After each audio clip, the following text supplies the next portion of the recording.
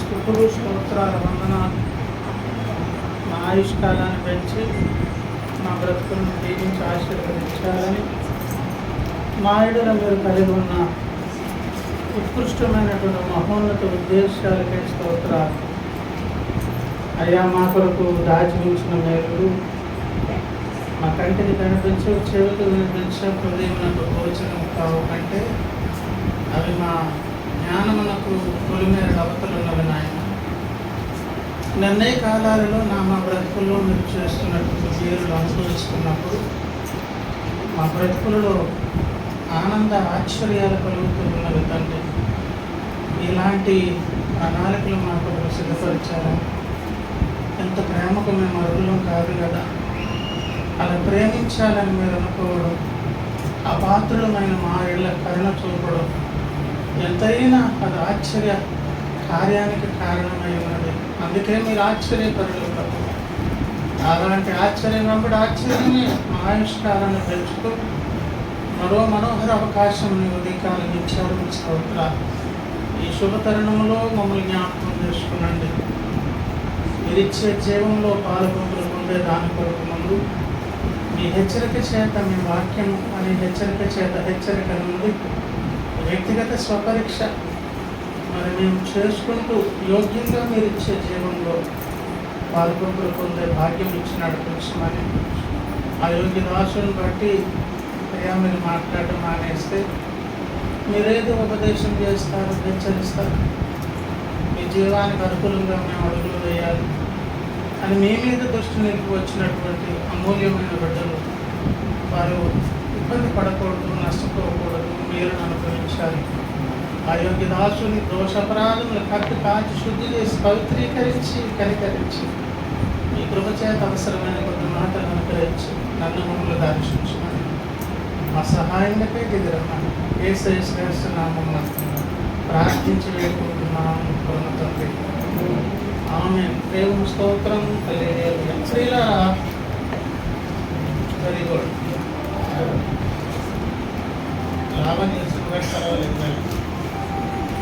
చిన్న మాట చదువుకున్నాం. మరలా వాక్య భాగాన్ని చదువుతాను చూడండి.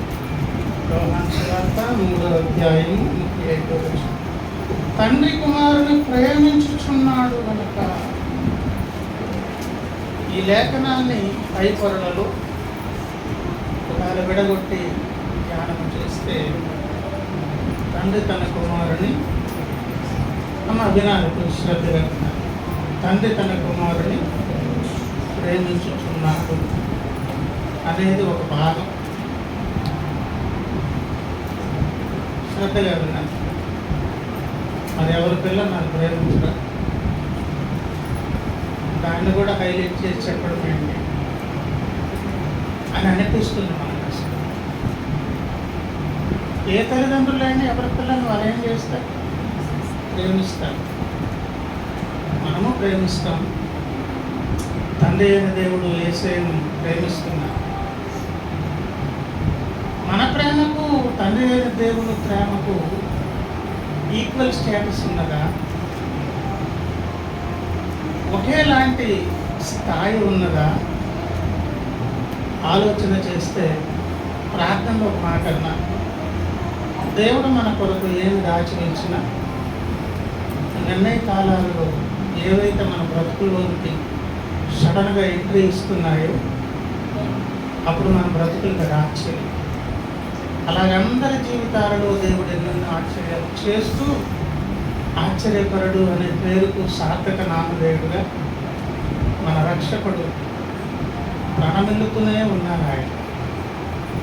కనుక ప్రియులారా, ఈ విషయంలో కూడా మన అవగాహనకు, ఆలోచనకు, తర్కానికి, మేధాశక్తికి, ఇతరత్ర మానవ సంబంధమైన ప్రాముఖ్యతలు గారు అందని విషయం.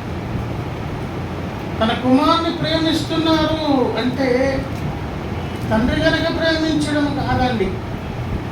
వివరణ ఎక్కువ కాకుండా సింపుల్గా 1-2 మాటలు చూసుకుంటే యోహాను సువార్త 6వ అధ్యాయం యోహాను సువార్త 38 చదువుదాం. నా ఇష్టమును నెరవేర్చుకొనుటకు నా ఇష్టము నెరవేర్చుకొనుటకు నేను రాలేదు. నన్ను పంపిన వాడి చిత్తము నెరవేర్చుటకే పంపిన వారి చిత్తము నెరవేర్చుటకే పరలోకం నుండి దిగి వచ్చింది. స్ట్రైట్ ఆన్సర్ అన్నమాట.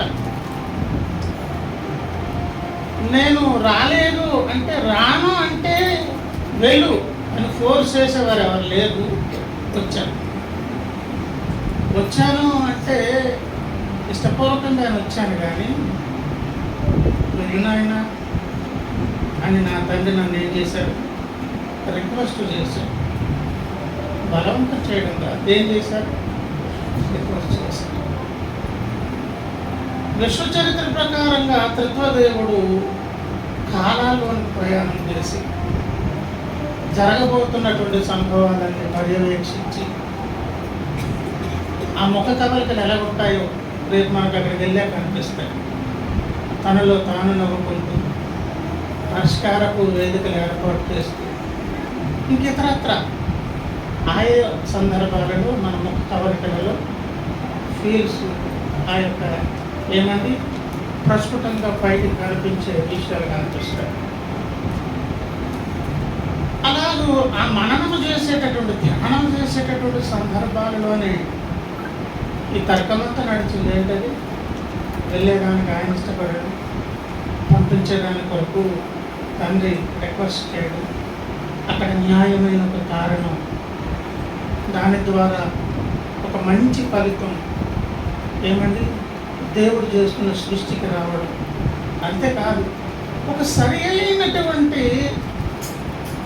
ఏంటంటారు ముగింపు దశకి వెళ్తుంది. చాలాసార్లు ప్రారంభం చాలా గొప్పగా ఉండొచ్చండి, మధ్యకాలం వరకు అద్భుతంగా అది నడవచ్చండి, కానీ ఫైనల్కి వచ్చేటప్పటికి ఆ సక్సెస్ సాధించాలి. ఫైనల్కు చేరేంత వరకు కూడా చాలా శ్రద్ధ ఉండాలి. ఒకవేళ అది సక్సెస్ కాలేదనుకోండి, ఆ నేపథ్యంలో ఉన్న ప్రయాస, దాని కొరకు ప్రాపులాట అదంతా ఏమైపోతుంది. లేచరండి విశ్వాసులారా అనే పాటలో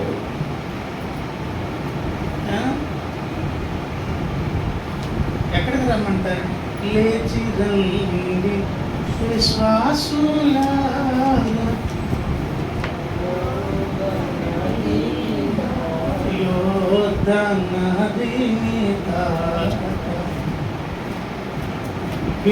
విడచిరండి నిస్సాయం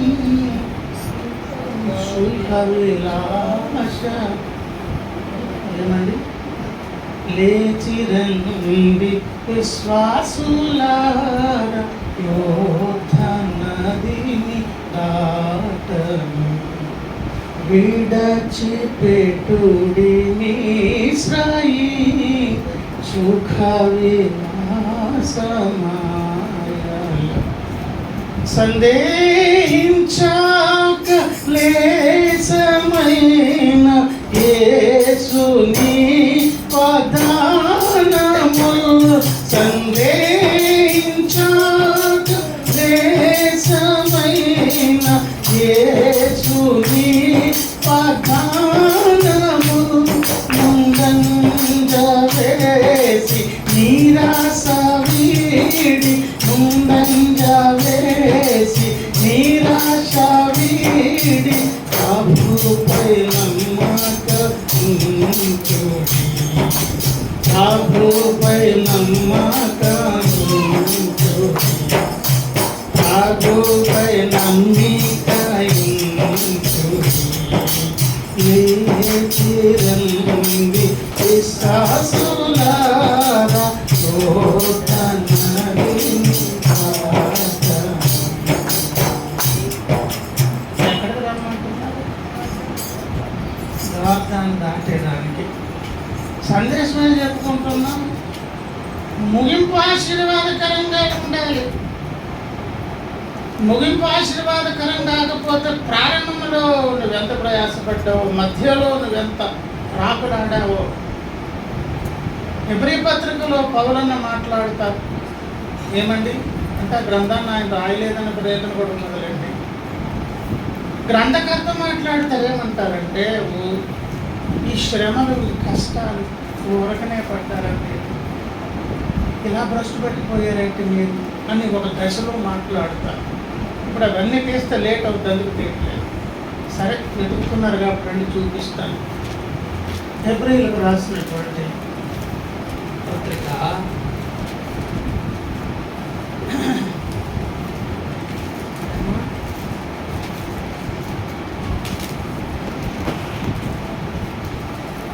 32. అయితే మీరు వెలిగింపబడిన మీదట శ్రమలతో కూడిన గొప్ప పోరాటం సహించిన పూర్వపు దినములు జ్ఞాపకము తెచ్చుకున్నది. అంటే పూర్వకాలంలో ఏం చేశారు వారు? శ్రమలు మామూలు పోరాటాలు కాదు, శక్తికి మించిన గొప్ప పోరాటం. ఒక విధముగా చూచితే మీరు నిందలను బాధలను అనుభవించుట చేత 10 మందిలో ఆరడి పడితే, ఆరడి పడటం అంటే వీళ్ళు చూసి వినోదం చేసుకుంటున్న లోకం. ఓ 10 మంది ఒక 4 5 చేరితే ఆ పరిసరాలకు నువ్వు వెళ్తాయి, వాళ్ళకి నువ్వు ఎంటర్టైనర్ అవి, నిన్ను చూసి వేలాకులు మాడుతారు. ఆరతి పడితే ఏమండి వాటిని అనుభవించిన వారితో రానివారైతే ఏమండి ఇవన్నీ ఏ సందర్భంలో చెప్పబడ్డాయంటే గతములు ఎంత ప్రయాసపడ్డారు కదా. హెబ్రీ పత్రిక 5వ అధ్యాయం 12 కాలంను బట్టి చూచితే మీరు బోధకులుగా ఉండవలసిన వారై ఉండగా దేవోక్తులు మొదటి 3 పాఠములను ఒకడు మీకు మరలా బోధింపు. మళ్ళీ పాల దగ్గరకు వచ్చేసారేంటి? శిశువుల్లో మారిపోయారంటే ప్రారంభము అద్భుతంగా ఉండొచ్చు, ప్రయాణం మధ్య కూడా బాగుండొచ్చు, కానీ నిరక్షణ ప్రారంభం ఏమండి ఎక్కడది ఎర్ర సముద్రం దగ్గర చీల్చి బయటకు తీసుకొస్తే నీ ముగింపు నువ్వు అడుగు పెట్టాలంటే యోర్దానులు అడుగు పెట్టాలి. మన్నా ఆగిపోతుంది, నూతన ప్రపంచంలో అడుగు పెడతాం. ఏమండి సంవత్సరాది మొదలుకొని సంవత్సరాంతం వరకు యెహోవా కన్నులు నిలిచే స్థలము, దేవుడు నివసించమన్న స్థలం, ఆశీర్వదించిన స్థలం. కానీ అక్కడికి వెళ్ళాలంటే నువ్వేం చేయాలంట? యోర్దాను విడిచిపెట్టి మిశ్రాయిమును విడిచిపెట్టాలని దానికి చెప్పారు. ఏమని? ఎంతమ్మా పాట నెంబర్ అది? 330నా?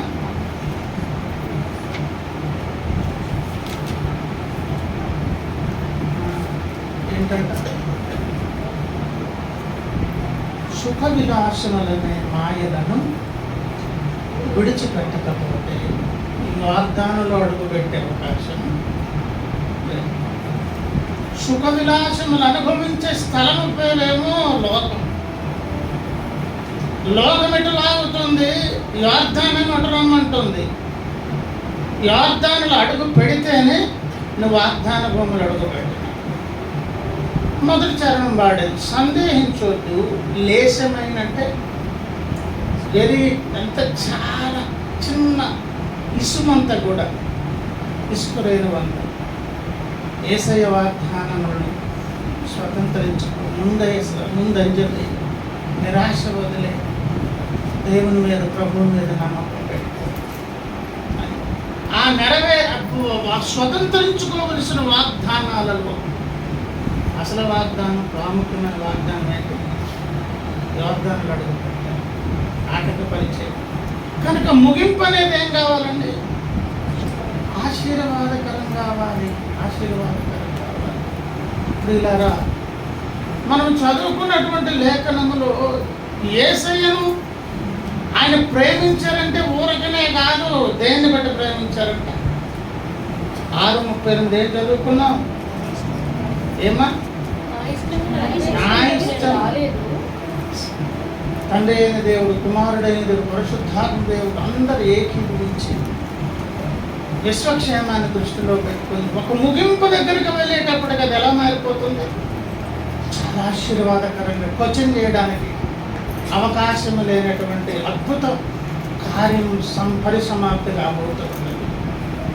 కనుక దాని కొరకు రావడానికి ఆయన ఇష్టపడ్డారు, పంపించడానికి ఆయన ఇష్టపడ్డారు. నన్ను పంపిన వాని చిత్తము నెరవేర్చుటకే పరలోకం నుండి దిగి వచ్చింది. ఈ సందర్భాన్ని పదే పదే వినవచ్చు. హెబ్రీ పత్రికలో కూడా సంగతి చెప్పారు కదా. హెబ్రీలకు రాసినటువంటి పత్రిక ప్రియులారా 10వ అధ్యాయము 5వ వచనం.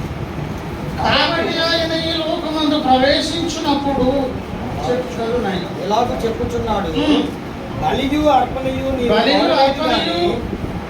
నీవు కోరటలేదు కానీ నాకు శరీరము అమర్చితివి. పూర్ణ హోమములను పాప పరిహారార్థ బలులను నీకు ఇష్టమైనవి కావు. అప్పుడు నేను గ్రంథము చుట్టూలో నన్ను కూర్చు రాయబడిన ప్రకారం ఏం రాయబడింది, ఏం ధరించుకున్నారా, ఏమేం చేశారా కాదు.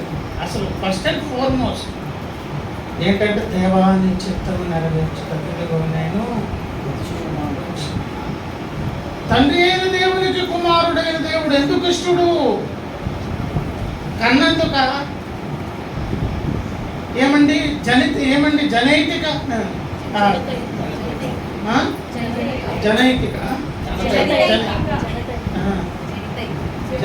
జనితైక అంటే ఆ ఇంగ్లీష్లో అది ఇది కలిపేస్తుంది. ఏం ప్రోడక్ట్ తయారైంది, డూప్లికేట్ ప్రోడక్ట్ తయారై కంప్లీట్గా నాటింది. జనితైక అయినందుకు కాదు. దేనికంట, ఎందుకు ఇష్టపడ్డారు?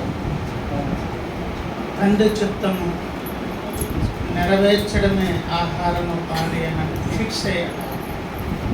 ఇప్పుడు మనం కూడా దేవుని పిల్లలమే. ఆయన ప్రేమించిన దేవుడు మనల్ని ఎందుకు ప్రేమించాడు? ఆయన కొరకు త్యాగం అయిపోయిన దేవుడు మన కొరకు ఎందుకు త్యాగం అవ్వదు? అయితే మన నుంచి ఏం కోరుతున్నారు ఇప్పుడు చెప్పండి? ఏం కోరుతున్నారు? మనల్ని చూసేటప్పుడు ఇష్టం ఉండాలి ఆయనకి అంటే మనం కూడా ఏం కావాలి? ఆయన చిత్తము నెరవేర్చేవారమై ఉన్నారు. దేవుని స్తోత్రం. ఇదిగో ప్రభువా, ఈ లోకానికి నన్ను పంపించావు, నా జీవితంలో నీ చిత్తమేంటో అది తెలియజేయండి. 12వ అధ్యాయం రోమాపత్రిక ప్రకారంగా ఆ చిత్తాన్ని నెరవేర్చే దిశగా నన్ను నడిపించండి అని పనికి నువ్వు ఇష్టాన్ని నీవు వ్యక్తము చేస్తే ఆ పనిని మనలో జరిగించి నన్ను కూడా ఆయన ప్రేమిస్తారు. దేవుని స్తోత్రం. ఇది మొదటి భాగం. 3:30 ఏంటంటే తండ్రి కుమారుని ప్రేమించాడు కనుక ఆయన చేతికి సమస్తము అప్పగించి ఉన్నాడు. కుమారుడు అయినందుకు అప్పగించలేదు. కుమారుడు తండ్రి చిత్తము తప్ప ఇంకొకటి పెట్టుకోలేదండి. దాని కొరకే సింహాసనాన్ని వదిలిపెట్టి దైవత్వాన్ని వదిలేసి రిక్తుడికి లోకానికి వచ్చి దాసుని స్వరూపము ధరించి దేవుడై ఏమండి ఎన్ని వ్యధలు అనుభవించాలో అన్ని వ్యధలు అనుభవించి త్యాగమైపోయారు ఆయన.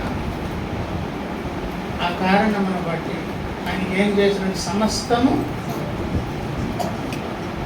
అప్పగించి ఉన్నారు. ఎవరి చేతికి? యేసయ్య సమస్తం అప్పగించారు.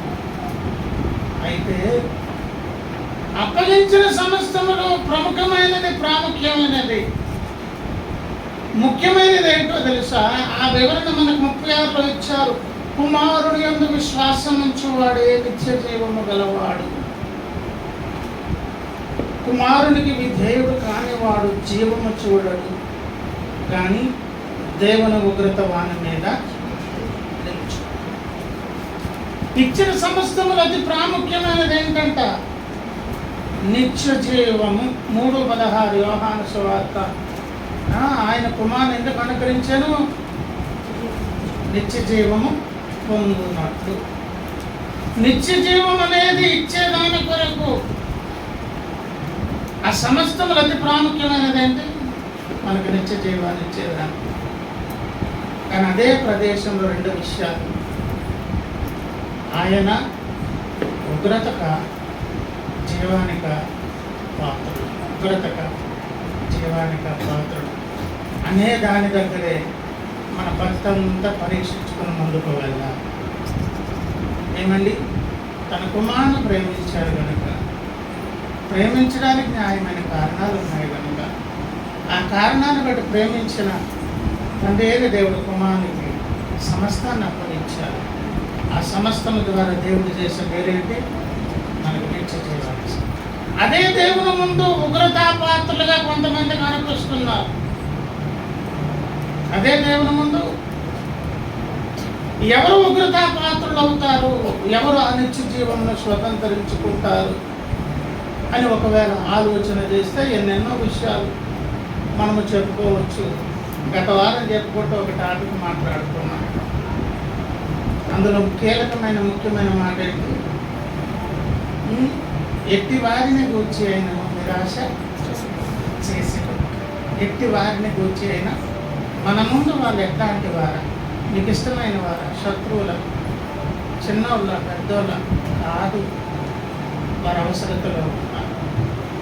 అది కూడా ఎట్లాంటి అవసరం అయితే చేయమన్నారు అక్కడ లూకాసు వార్తలో చెప్పుకున్నా, తిరిగి వారి రిటర్న్ ఇవ్వడానికి అవకాశం లేని పరిస్థితి. బీదలు, పేదలు, అంగవైకల్యం, చాలా దిక్కులేని స్థితిలో చాలామంది ఉంటారు కదా. నువ్వు విందు చేస్తున్నప్పుడు అలాంటి వారిని పెడితే వాడు ఇప్పుడు విందు చేసుకోడు, నిన్ను ఆహ్వానించడు. నువ్వు చేసిన మేలు రుణముగా ఎక్కడ మిగిలిపోతుంది? ఆ వ్యక్తుల దగ్గర అనే సందర్భం. అది రుణముగా మిగిలిపోయేటటువంటి మేలేంటి చెప్పండి? రక్షణ సువార్తని చెప్పి యేసయ్యను పరిచయం చేయడం, దేవుని స్తోత్రం. ఇతరులకు చేసే ఉపకారములలో గొప్ప ఉపకారం ఏంటి? ఏమిచ్చినా దానికి ఒక తాత్కాలిక నిడివి ఉంటుంది. రక్షకుడు నువ్వు పరిచయం చేయగలిగేవనుకో, నువ్వు ధన్యురాలు అయిపోతావు. ఎందుకు చెప్పండి? ఆ వ్యక్తి ఆ రుణము తీర్చుకోలేడు, రుణస్థుడిగా మిగిలిపోతాడు. రుణముగా మిగిలిపోయేటటువంటి ఆశీర్వాదకరమైన సహాయం పేరేంటి? రక్షకుని పరిచయం చేయడం, దేవుని స్తోత్రం అని అక్కడ ఆ పని చేసేటప్పుడంట మీరేం చేయొద్దు, ఎట్టి వారిని గూర్చి అయినను నిరాశ చేసి కనుక. అవసరతలో ఉన్నాడా లేదో ఒకటే చూడాలి. శత్రువైన శుభహేతు అడుగువానికి అని అంటారు. కొంతమంది అడగరు. మన అవకాశం మేర మనం చెప్పేదాని కొరకు ప్రయత్నించాలి. అలాగే ఎట్టివారైననే సందర్భము గత వారం మాట్లాడాం కదా. ఎవరో ఉంటారు, ఎంతో మంది ఉంటారు, అవసరతలు ఉన్నటువంటి చాలా మంది ఉంటారు. అందరితో పాటు మన వాళ్ళు కూడా ఉంటారు కదా. అందరితో పాటు మన వాళ్ళు కూడా ప్రాముఖ్యమే కదా. తిమోతికి రాసినటువంటి పత్రికలో ప్రియులారా, బిజీ పనిలో పడి చాలా మంచి పనులు చేస్తూ, అంటే ఈ వచనం తెలిసిన సందర్భం కనుక చదువు. మొదటి తిమోతి పత్రిక 5వ అధ్యాయం 8లో ఎవడైనాను స్వకీయులను విశేషముగా తన ఇంటి వారిని అన్నాడు కదా. స్వకీయులంటే స్వంతం. ఏమండి, మా రక్తస్వరతలు అని. మరి సొంత ఇంటి వారు, తన విశేషంగా తన ఇంటి వారంటే కడుపును పుట్టిన వాళ్ళు, చేసుకున్న భర్త, చేసుకున్న భార్య. రక్షింపకపోయిన ఎడల వాడు విశ్వాస త్యాగము చేసిన వాడు అవిశ్వాస కన్నా చెడ్డవాడై ఉంటుంది. నీ ఎదుట ఉన్న వారు ఎవరైనాను నిరాశ చేసి కొనక అనేటప్పుడు ఈ కోట్ల మంది నీ కళ్ళ ముందు కనిపిస్తారు. నీ యొక్క పరిధి మేర ఎంతమంది ఉన్నారు అందరూ దృష్టిలోకి వస్తారు. వాళ్ళతో పాటు వీళ్ళు కూడా ఉన్నారండి. ఎవరు వారు? స్వకీయులు ఉన్నారు, స్వంత ఇంటి వారు ఉన్నారు. వారి విషయంలో కూడా మనం ఏం కావాలంట? ఆ ఉపకారం చేసేవారు. కనుక ప్రియులారా, మొదటి సందర్భం అంతా చెప్పుకున్నాం. ఏం సందర్భం? యేసయ్య ద్వారా ఇవ్వబడినటువంటి గొప్ప మేలు ఉపకారం పేరేంటి? నిత్య జీవం. కానీ అదే సందర్భంలో కొంతమంది దేవుని ఉగ్రత కింద ఉండే అవకాశం ఉన్నది. వాళ్ళు ఎవరో లోకస్తులండి అని తోసేయకండి. ఈ రెండు కూడా ఫేస్ చేస్తూనే ముందుకు వెళ్ళేవారు దేవుని సంఘం. రాత్రి నేను చదువుకున్నా ఏ కీర్తనలోని ఆయన అనుదినము ప్రతిదినము కోపపడ దేవుడు అనే మాట చదివాం కదా, చదువుకున్నాం లేదా? ప్రతిదినం మీద కోపం వస్తుంది. ప్రతిదినము కోపపడేటప్పుడంతా దేవుని కోపం ఉన్నదంటే ఉగ్రత కింద ఉన్నట్టు కాదా? అంటే ఈ రెండు అనుభవాల కింద బ్రతికేవారు ఇప్పుడు ఎవరు చెప్పండి? దేవుని భక్తులు. ఎట్టి వారిని గూర్చి నువ్వు నిరాశ చేసుకోవద్దని చెబుతూ ప్రియులారా, వారిలో మన సొంత వారు ఉన్నారు. ఏమండి, మనం ఉన్నాం.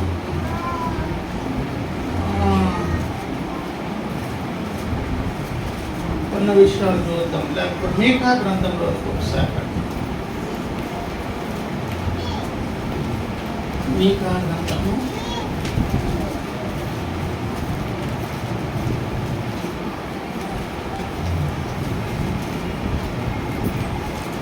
6వ అధ్యాయం 6 నుంచి ఏమి తీసుకొని వచ్చి నేను యెహోవాను దర్శింతును. ఏమి తీసుకొని వచ్చి మహోన్నతుడైన దేవుని సన్నిధిని నమస్కారం చేతును. దహన బలులను ఏడాది దూడలను అర్పించి దర్శింతునా.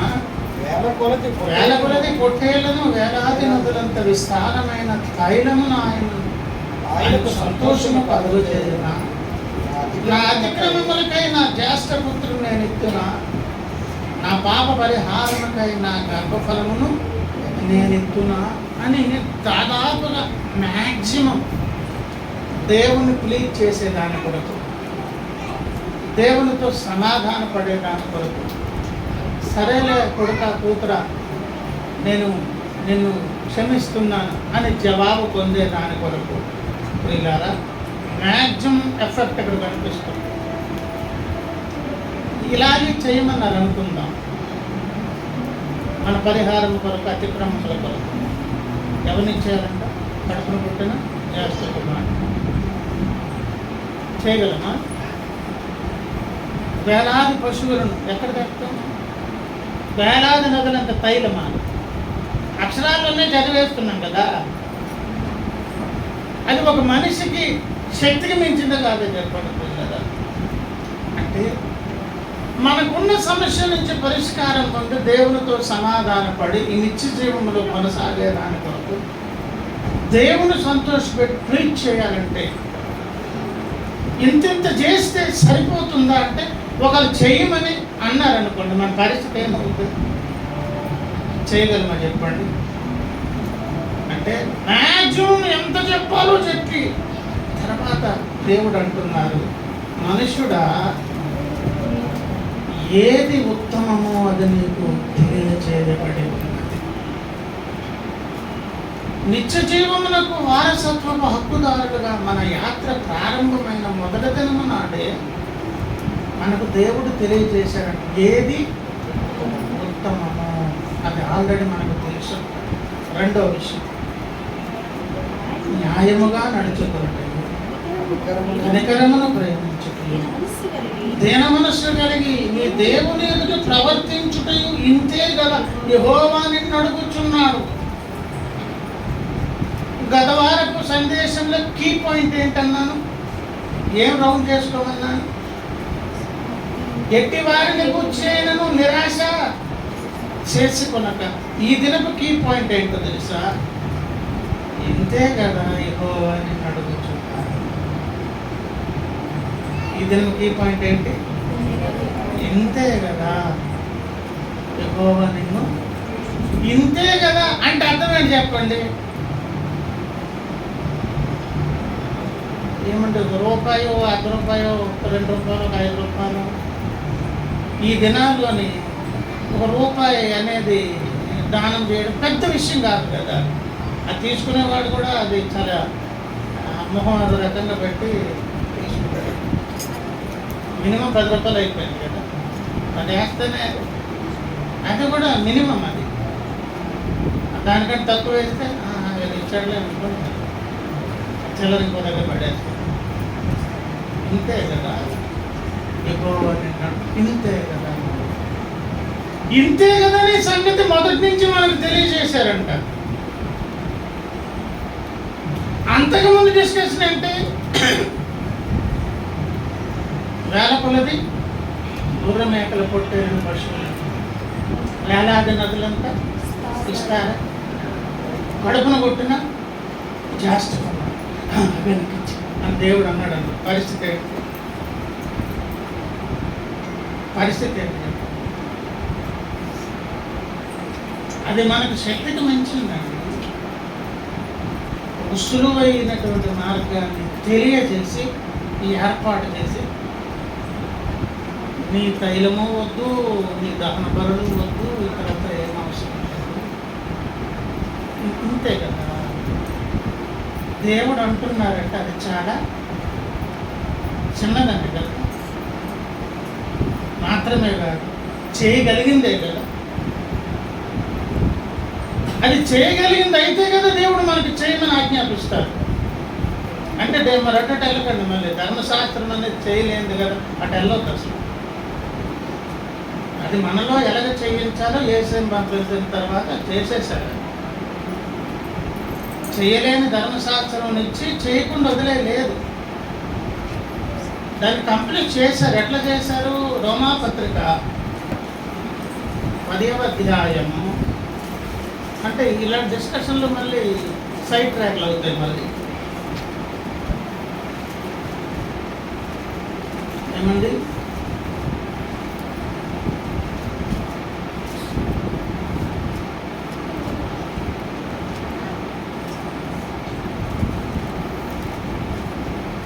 ఐదులో ఏమన్నారు? ధర్మశాస్త్రం మూలమగ నీతిని నెరవేర్చువాడు దాని వలననే జీవించునని మోషే రాయించున్నాడు. కానీ ధర్మశాస్త్ర ఆజ్ఞలన్నీ పాటించితేనే అందులో ఒకటి తప్పిన మొత్తం తప్పిపోయినట్లే. ఇంకా బ్రతుకు కాలంలో కంప్లీట్గా చేసే శక్తి ఎవరికి లేదు, అవకాశమే లేదు, చెయ్యలేము. కానీ పై మాట చదవండి. విశ్వసించు ప్రతివానికి నీతి కలుగుటకై. విశ్వసించు ప్రతివానికి ఏమి కలుగుటకై? దేవుని చేత నీతిమంతుడని కంప్లీట్ సర్టిఫికేట్ వచ్చేదాని కొరకు క్రీస్తు ధర్మశాస్త్రమునకు ఏమై ఉన్నారు అంటే అర్థం ఏంటి? కంప్లీట్ చేసేస్తారు ఎవరిలోకి వచ్చి. కనుక చేతగానిది చేయలేనిది దేవుడు ఇవ్వడం కాదు. కొంతకాలం అలా ఉన్నా దానికి ఒక రైట్ టైం వస్తుంది, కంప్లీట్ చేస్తారు. ఇంతే కదా అనే దగ్గర మనకు 3 విషయాలు కనిపించాయి. మొదటిది ఏంటి? న్యాయముగా నడుచుకుంటాయి, కనికరమును ప్రేమించుతాయి, దీన మనస్సు కలిగిన దేవుని ఎదుట. గత వారం చదువుకున్నాం, చెప్పుకున్నాం, కనికరమును ప్రేమించండి. గత వారం సందేశం అదే కదా. ఈ వారం అయితే న్యాయముగా నడుచుకున్నట్టు. ఎలాగంటే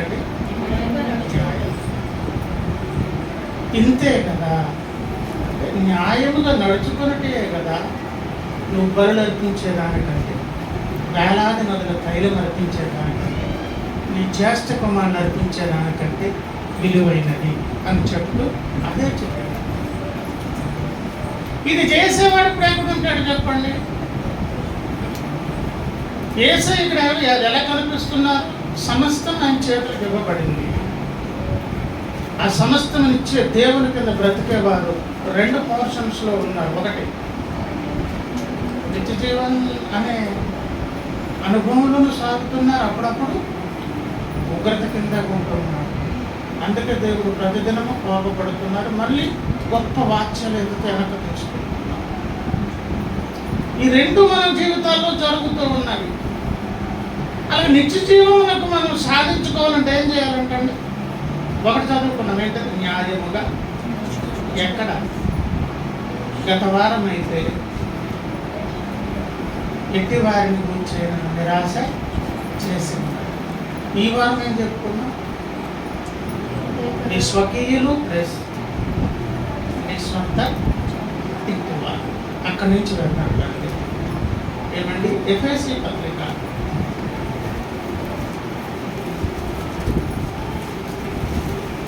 ఎఫెసీలకు రాసినటువంటి పత్రిక 6వ అధ్యాయం మొదటి వచనం. పిల్లలారా ప్రభువునందు మీ ప్రభువునందు మీ తల్లిదండ్రులకు ధైర్యులై ఉండుడి. ఇది ధర్మమే. ఎవరితో చెప్తున్నారు? పిల్లలతో. ఇక్కడ పిల్లలు చాలా మంది ఉన్నారు. ఇంకా మీరు ఇంకా పెద్దవాళ్ళు పెళ్ళిళ్ళు కాలేదు, తల్లిదండ్రులు కాలేదు కదా, పిల్లలే కనుక పిల్లలారా ఒక ధర్మాన్ని దేవుడు చెప్తున్నారు. ఏంటంటే మీ తల్లిదండ్రులకు నీకు మేలు కలుగునట్లు నీ తండ్రిని తల్లిని అప్పుడు నీవు భూమి మీద దీర్ఘాయుష్మంతుడు ఒగుదువు. ఇది వాగ్దానంతో కూడిన ఆజ్ఞలలో దీర్ఘాయుష్మంతుడు అయ్యేటటువంటి భాగ్యవంతమైన స్థితి ఆజ్ఞలలో మొదటిదంట. అలాగే దేవుని పిల్లలు ఉన్నారు. అందరిని కలిపితే మనం దేవునికి ఏమయ్యాం? మనం అందరం దేవుని పిల్లలు. మళ్ళీ ఇక్కడ ఒక సపరేట్ పోర్షన్ ఉంది. పిల్లలు ఉన్నారు. ధర్మమే అన్నా న్యాయముగా నడుచుట చోటగా న్యాయముగా నడవ. ఇంతే కదా దేవుడు అడుగుతున్నాడు. పిల్లలారా ఇంతే కదా దేవుడు అడుగుతున్నాడు. ఏమడుగుతున్నాడు? తల్లిదండ్రులకు లోబడండి, దీర్ఘాయుష్మంతులు అడుగుతాడు. ఏమండి ఇప్పుడు అందరం కలిపి మనం ఎవరు? దేవుని మనం దీర్ఘాయుష్మంతులున్నాయి. ఆ మొదటి వాగ్దానాన్ని స్వతంత్రించుకోవాలంటే మనం ఏం కావాలి చెప్పాలి? ఆ ధర్మాన్ని మనం సాధించాలి. తర్వాత రెండవ విషయం 4 తండ్రులారా ఈ పిల్లలకు కోపము రేపక ప్రభువు యొక్క శిక్షలోను బోధలోను వారిని పెంచుడు. రెండో మాట ఎక్కడికి వచ్చారు? తండ్రుల దగ్గరికి వచ్చారు. అంటే ఇది ధర్మం, ఇది న్యాయముగా మీ ఇతరుల విషయంలో ఏమండి. ఇదే మాటను కొలస్సీ పత్రికలు ఏమన్నారంటే, కొలస్సీలకు రాసిన పత్రిక 3వ అధ్యాయం 21. తండ్రులారా మీ పిల్లల మనసు పొంగునట్లు వారికి కోపము పుట్టింపకుడి. ఏమండి వాళ్ళకి ఏం పుట్టించొద్దు? మనస్సులు కృంగేటట్లుగా. నా పిల్లలు నా ఇష్టం అని ఎవరైనా అడిగితే నేను కన్నాను. పోయిన వారమే కదా చెప్పుకున్నాను. సృష్టించని నీకు దాన్ని డిస్ట్రాయ్ చేసే, నాశనం చేసే హక్కు బహుమానముగా పిల్లల్నిచ్చి నువ్వేం చేస్తున్నావా అని తల్లిదండ్రులను దేవుడు పట్టించుకున్నాడు. ఫస్ట్ తల్లిని, తర్వాత తండ్రి. తల్లిదండ్రులను పట్టించుకున్నారు. ఎట్లా? బహుమానం పెట్టి ఇప్పుడు ఎట్లా ప్రవర్తిస్తారు? నా ఇష్టం, నాకు నచ్చింది కొట్టుకుంటాను, చేస్తాను, నోటుకుంటూ తిరుగుతాను. పిల్లల మనస్సులు కృంగకూడదు. కృంగేటట్లుగా వారిని ఏదేదో నీ అజమాయిషి అధికారం కింద, నీ పోషణ కింద వాళ్ళు డిపెండెన్స్గా ఉన్నారు కదా, హద్దు దాటొద్దు. తల్లిదండ్రుల ధర్మం అదని చెప్పారు. పిల్లలు అయిపోయారు, తల్లిదండ్రులు అయిపోయారు. తర్వాత ఏమండి పేతురుకు రాసినటువంటి మొదటి పత్రిక 3వ అధ్యాయం మొదటి వచనం. స్త్రీలారా మీ పురుషులకు లోబడి ఉండుడి. ఎఫెసీ పత్రికకి అన్ని సందర్భాలు మనకు తెలుసు. స్త్రీలు చేయవలసిన పని ఏంటి? లోబడి ఉండుడి. 7వ వచనం. పురుషులారా జీవమును కృపావరములో మీ భార్యలు మీతో పాలువారై ఉన్నారని ఎరిగి ఎక్కువ బలహీనమైన ఘటమని భార్యను సన్మానించి మీ ప్రార్థనలకు అభ్యంతరము కలగకుండాన్నట్లు జ్ఞానము చొప్పున వారితో కాపురము చేయుడి అని పురుషులకు చెప్పారు. ఇలా చూడండి ఒకసారి. పిల్లలు, తల్లిదండ్రులు, భార్య, భర్త అవి గడిపి ఆ తర్వాత నెక్స్ట్ వచ్చేది అక్కడ దాసుడు. ఇక్కడ ఎఫ్ఎస్సి పత్రికలు ఉన్నది, కొలస్సీ పత్రికలు ఉన్నది. ఎఫ్ఎస్సి పత్రిక ఒకవేళ వస్తే అక్కడ కూడా ఒకసారి చూద్దాం. ఎఫ్ఎస్సీలకు రాసినటువంటి పత్రిక 6వ అధ్యాయం 5. దాసులారా, యథార్థమైన హృదయము గలవారై ప్రేమతోనూ పలుకుతోనూ క్రీస్తునకు వలె శరీర విషయమైన యజమానులైన వారికి విధేయులై ఉండుడి. మన జీవితంలో అసలు సిసలైన పోర్షన్స్ అన్నీ ఇవేనండి. అయితే మనం పిల్లలం, లేదంటే భార్యాభర్తలం, లేదంటే తండ్రులం, తల్లులం. ఇది కుటుంబ వ్యవస్థ. ఆ తర్వాత ఉన్నది యజమానుడువా, దాసుడువా. ఎంత గొప్ప యజమానుడైన 6వ అధ్యాయం ఏమండి ఎఫ్ఎస్సి పత్రిక 6వ అధ్యాయం 9 చూడండి. యజమానులారా, మీకును వారికి యజమానుడైన వాడు వీళ్ళు వాళ్ళు ఎవరు? నేను యజమానుడు కదా ఆయన, ఇంకొక ఆయన ఎవరు? దాసుడని ఆయన. వీళ్ళకి వాళ్ళకి ఒక యజమానుడు ఉన్నారు. ఆయన ఎవరు? దేవుడు. ఇప్పుడు మళ్ళీ వెనక్కి తీసుకుందాం. మన దేవుడు యజమానుడు, ఆయనకి దాసుడం. మన దేవుడు తండ్రి, ఆయన పిల్లలం. పురుషులకైనా స్త్రీలకైనా నిన్ను సృష్టించేవాడు నీకు భర్త ఉన్నాడు. కనుక మొత్తానికైతే మనకు ఎవరితో ఈ సంబంధం ఉన్నది? దేవునితో. ఈ సంబంధమును పెట్టి పేతురు పత్రికలు అన్నారు. ఒక క్లాస్ పెట్టారు. ఏం క్లాస్ అంటే ఇలా చూడండి ఏమన్నారు. 7:3 ఏమండి? మీ ప్రార్థనలకు అభ్యంతరము కలగకుండున్నట్లు. మీ ప్రార్థనలకు ప్రార్థనకు అభ్యంతరం కలగడం అంటే ఏంటో, చెయ్యకుండా ఆగిపోయే పరిస్థితులు కాదు. నువ్వు చేసిన ప్రార్థన చేరకుండా ఆటంకపరచబడే పరిస్థితి. ఒక యజమానుడు, ఒక భర్త తన ప్రార్థన దేవుని సన్నిధికి చేరాలంటే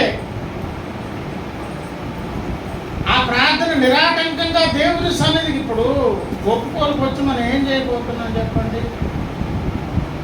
ఏం చేయబోతున్నాం? ప్రార్థన చేసి జవాబు పొందుకోవాలి. మరి ప్రార్థన ఎక్కడికి వెళ్ళాలి? ఆ దేవుని దగ్గరకు వెళ్తే ఆయన ఏమి ఇవ్వడం కొరకు ఇప్పుడు రెడీగా ఉన్నారు? సమస్తములో ముఖ్యమైనది ఏంటి? ఇచ్చి చేయడం. ఆల్రెడీ ఉన్నాం, అది కొనసాగాలి. అలా కావాలంటే కుమారుని చూసి ఇష్టపడినట్లుగా మనం చూసి ఇష్టపడాలి. అంటే మన దగ్గర ఏమి నడకుండాలి? న్యాయముగానే నడిస్తే నువ్వెవరు? నువ్వు పిల్లలవా? అయితే నీకు ఇవ్వబడిన భర్తవా, భార్యవా, లేదా దాసుడువా, యజమానుడువా? అందరికీ యజమానుడు ఆయన ఉన్నారు అని చెప్తే ఇక్కడ పెట్టిన క్లాసులో మొదటి విషయం ఏంటి? మీ ప్రార్థనలకు అభ్యంతరం కలుగుకుంటున్నట్టు. కొలస్సీలకు రాసినటువంటి పత్రిక కూడా ఒకసారి చూడండి. కొలస్సీలకు రాసిన పత్రిక 3వ అధ్యాయము. ఇది సందర్భం ఏంటి? 18 నుంచి. భార్యలారా మీ భర్తలకు ఇది ప్రభువుని బట్టి యుక్తమై ఉన్నది. ఇది ఎవరికి యుక్తమైనది? ప్రభువుని బట్టి మీకు యుక్తమైన కార్యం ఇది. భర్తలారా మీ భార్యలను ప్రేమించుడి, వారిని ఏం చేయొద్దు? నిష్ఠూర పెట్టకూడదు. పిల్లల్ని అయితే ఏం చేయొద్దు? అన్ని విషయంలో మీకు బాగంట ఇందా చెప్పుకున్నా. వాళ్ళ మనసులు కృంగదీయ. భార్యలైతే ఏం చేయొద్దు? నిష్ఠూర పెట్టొద్దు. భార్యలైతే ఏం చేయాలి? భర్తలకు విధేయులై ఉండాలి. ఆ పిల్లలారా అన్ని విషయంలో మీ తల్లిదండ్రుల మాట అన్ని వినాలన్నారు. ఇది ప్రభువుని బట్టి వింటేనేమో ప్రభు మెచ్చుకుంటాడంట. తర్వాత మాట, తండ్రులారా తండ్రులారా మీ పిల్లల మనసులు కృంగునట్లు వారికి పాపము ఇందా చదువుకున్నాం. దాసులారా మనుషులను సంతోషపెట్టు వారైనట్టు కంటికి కనబడవలనని కాక ప్రభువునకు భయపడుచు శుద్ధాంతన గలవారే శరీరమును బట్టి మీ యజమానులైన వారు అన్ని విషయంలో ఏమై ఉండు. ఇవన్నీ చెప్పి 25కి వచ్చాక ఒక క్లాస్ పెట్టారు చూడండి. అన్యాయము చేసిన వారిని తాను చేసిన అన్యాయము కొలది మరల విత్తనమే కదా. పోయిన వారం ఏం చెప్పాము, ఆహారము నీళ్ళ మీద పేదలను కటాక్షించు. ఎవరికి అప్పిస్తావు? ఆపత్కాలంలో దేవుడు నీకు రిటర్న్ ఇస్తాడన్నాను కదా. ఇక్కడ కూడా రిటర్న్ వస్తుంది అంటాడు. ఏం రిటర్న్ వస్తుంది? మరలా లభించును. ఏమి లభించును? చేసిన అన్యాయము కొలది తప్పకుండా రావలసినది నీకు రిటర్న్ వస్తుంది. ఇవన్నీ ఎక్కడ చెప్పుకొచ్చారు?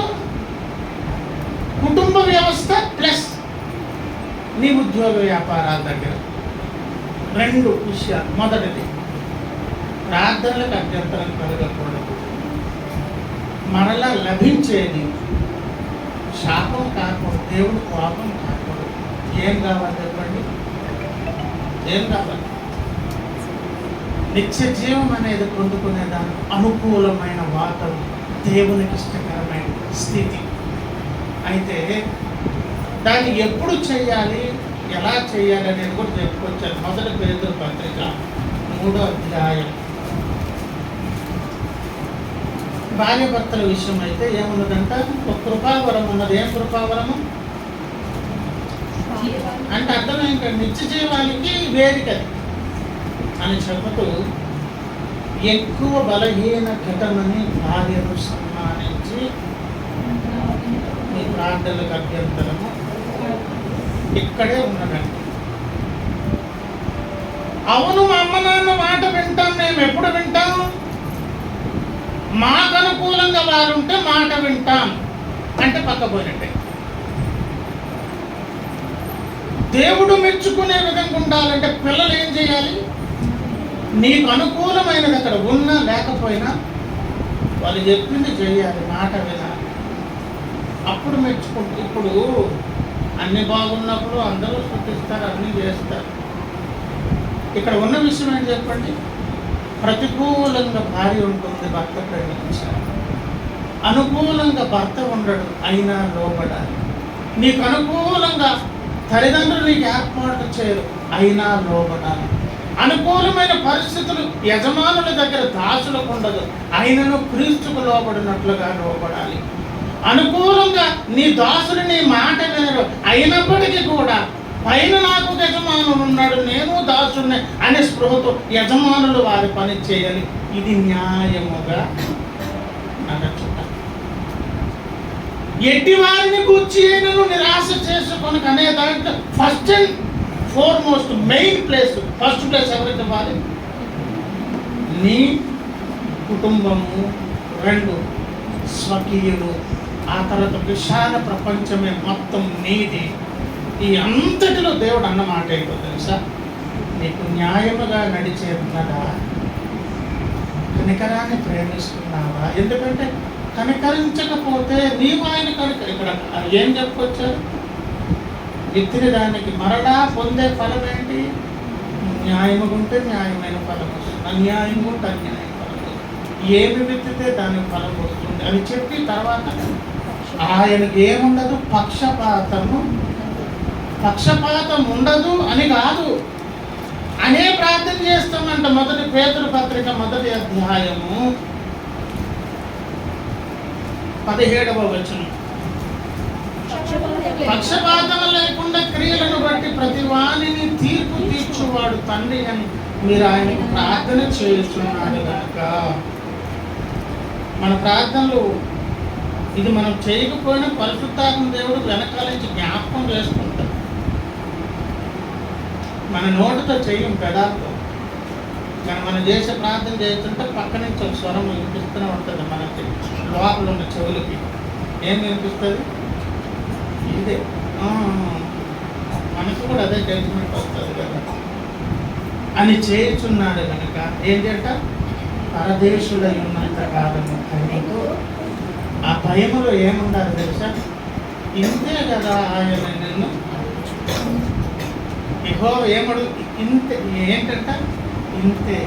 ప్రియులారా ఒక మాట చెప్తాను, ఇంతే కదా అన్నట్లు ఉంటుంది. అది ఇంతే అని ఎప్పుడు అనిపిస్తుందో తెలుసా? ఆయనకు అప్పగించుకున్నప్పుడు అనిపిస్తుంది. ఆ న్యాయమైన నడక, ఆ కనికరము కలిగిన ప్రేమ, ఆ దీన మనస్సు మనం సాధించుకోలేము. అది ఎవరు వారు? దేవుడే ఇవ్వాలి. దానికి కూడా మళ్ళీ మనదెవరు? యేసయ్య. 5:8 ప్రకారంగా హెబ్రీ పత్రిక, శ్రమల వలన ఆయన ఏమి నేర్చుకొనెను? విధేయత రావడం యేసయ్యకి ఎట్లొచ్చింది? నేర్చుకున్న ప్రభునందు పిల్లారా, ఏవైతే ఇవన్నీ కూడా ఇంతే కదా అని ఎప్పుడు అనిపిస్తుందో తెలుసా? మనలోని అందుకే అయ్యగారు చెప్తే ఒక హైలైట్ మాట ఎప్పుడు చెప్తారు, క్రైస్తవ జీవితం మనకు అర్థం ఏంటి? నేను క్రీస్తు భక్తులను బ్రతకడం కాదు, ఆ భక్తుల్లో వచ్చి క్రీస్తు బ్రతికితే అది క్రైస్తవం. ఎందుకంటే ఆయనకు అనుకూలమైన అట్మాస్ఫియర్ అంతా ఎవరు కల్పించుకుంటారు? నీకు నచ్చిన నీళ్ళు పట్టుకున్నావు అనుకో, నువ్వు అడిగేవన్నీ ఎక్కడెక్కడ ఏం కావాలో ఎలా పట్టుకుంటావు. దేవునిల్లు దేవుడే వచ్చి పట్టుకోవాలి. దేవుని స్తోత్రం. అప్పుడేం ప్రవర్తన వచ్చేస్తుంది? న్యాయమైన కనికరాన్ని, నేను మనస్సు లైకే జీసస్ లాగా కనిపిస్తా. దేవుని స్తోత్రం. అప్పుడు యేసయ్యను చూసేయమన్నాడు, తండ్రి తన కుమారుని ప్రేమించుకున్నాడు కనుక ఏమి చేశాను? సమస్తం పైన ఆ అధికారాన్ని తీసుకొచ్చి తారాదత్తం చేసి ఎఫెసీ పత్రిక 1వ అధ్యాయం ప్రకారం క్రీస్తు సంఘం కాళ్ళ కింద తీసుకొచ్చి పెట్టి దాని మీద యేసయ్య నిల్చొని సంఘాన్ని దాని మీద కూర్చోబెట్టారు. దేవుని స్తోత్రం. అది ఆయన ఫుల్ఫిల్ చేసుకుని వెళ్ళిపోయారు. అది సాధించుకోవాల్సింది ఎవరు? నా వంతు నా బాధ్యతని కొలసి పత్రికలు పౌలని అన్నాడు. ఎవరి వంతు బాధ్యత వాళ్ళు నిర్వర్తిస్తే సమస్తము పైన అధికారం ఇప్పుడు ఎవరికి వచ్చేస్తుంది? క్రీస్తు సంఘానికి. ఆయన పని ఆయన చేసుకొచ్చారు కాబట్టి తలకు కట్టిన రుమాలు చక్కగా మడత పెట్టి పక్కన ఉన్నది. ఒంటికి కప్పిన బట్ట మాత్రం చిందరవందరగా పడవేసి ఉన్నది. ఆ చిందరవందరగా ఉన్న పడవేసిన వస్త్రంలో నీ షేర్ ఉంది, నా షేర్ ఉంది, అందరి షేర్ ఉన్నది. ఎవరి భాగం వాళ్ళు ఏం చేయాలి?